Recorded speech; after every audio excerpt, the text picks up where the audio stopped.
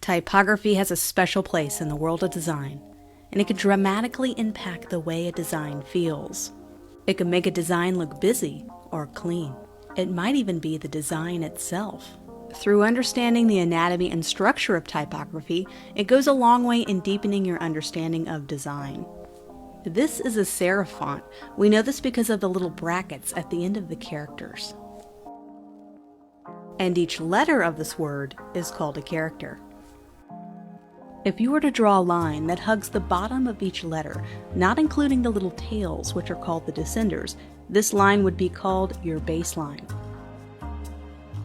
You can also draw a line across the top of these characters, which does not include what's called the ascenders, or this little area right here, and then you can draw your second baseline. What are between these two lines is the very core of your word or character, and this can help you find balance in your type.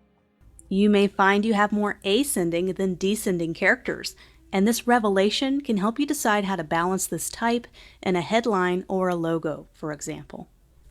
The line that can be drawn at the top on the tip top of your ascenders is called the ascent line. The line that can be drawn across the bottom of your descenders is called the descent line, so hopefully that can be easy to remember. With a really good font, you'll be able to draw these nice ascending and descending lines across the top and the bottoms, but not all fonts or typefaces work that way. Script fonts, like this one, don't always follow this nice lined pattern. Now let's go over some basic typography vocabulary. The tail is the very tip of the character. The descender area, which we now know takes up the bottom half, the tail is just the very tip of the character. This is an example of the stem of the character. Ears are anything that expands outside of the character, like in this example of the G. Fortunately, you'll notice a lot of typography terms are named after human anatomy, so as you can guess, this H is a great example of a shoulder. Loops are common in certain font characters. Anything that's completely closed inside a character is called a closed counter. This is an example of a character leg. Crossbars join two stems together, for example, in this A.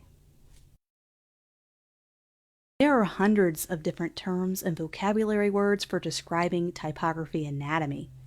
I'm not going to learn them all, and you don't have to know them all, but it's great to be familiar with some of the basic vocabulary. That means knowing some of the basics is fantastic, but don't feel like you have to know every single term and memorize it.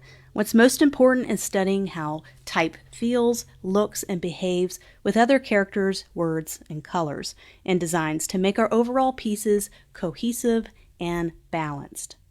I'll go over a few terms that are must-know terms in the world of graphic design.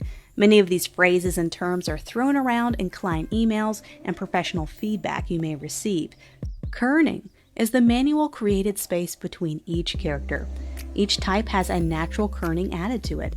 When you manually reduce or expand the spacing between the characters using software like we'll use in the class, you'll get the term kerning.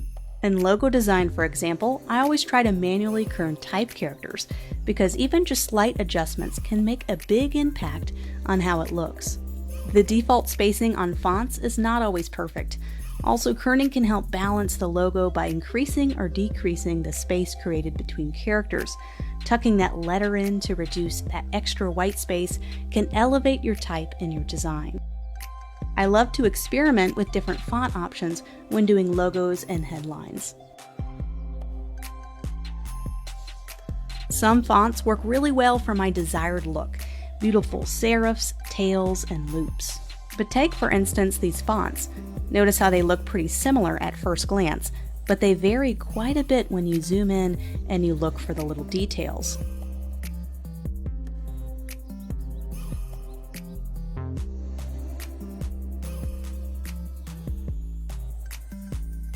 The spacing between sentences or phrases is called leading.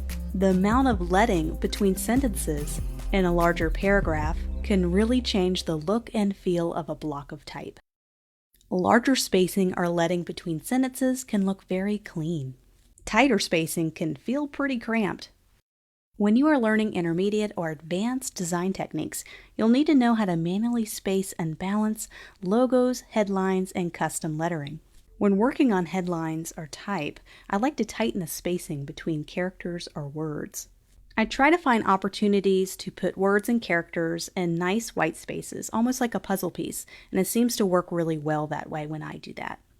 We can do this easily in Adobe Illustrator. I'm taking a simple 3-word headline and finding the right spacing between the characters and the words. You'll notice a big difference using the default spacing in the font and then using my own custom spacing. There seems to be a big difference when I really start to play and noodle around with it. Sometimes your main headline and phrase is the biggest focus of your design, and having a nice custom-tailored look to your typography goes a long way in making it look professional. It's also good practice to combine different font types and styles in the same headline. So in this case, taking our less important words and making them smaller and in italics, and pairing it with a nice script font and combining that together, and also using the sans serif font, it really works well together. Also, tucking in words and reducing large amounts of white space between the characters and letters makes it seem more like a cohesive design. Custom lettering is very important in logo design and branding. In this case, I'm taking 2 script fonts and combining them together to make one unique word. Script fonts can be tricky. If you don't like how a script font looks with the first capital letter, you can always take another script font and use that as the first capital letter if you like how that looks a little bit better. So in this case, switching out that first letter makes it more readable. You can take a typical font and use it as your base font. From there, you can add something unique or distinct to make it your own type and make it unique to your brand. I have a wonderful downloadable resource that goes along with this lesson that contains an Anatomy of Typography poster that goes over a lot of the terms we went over in this lesson and more.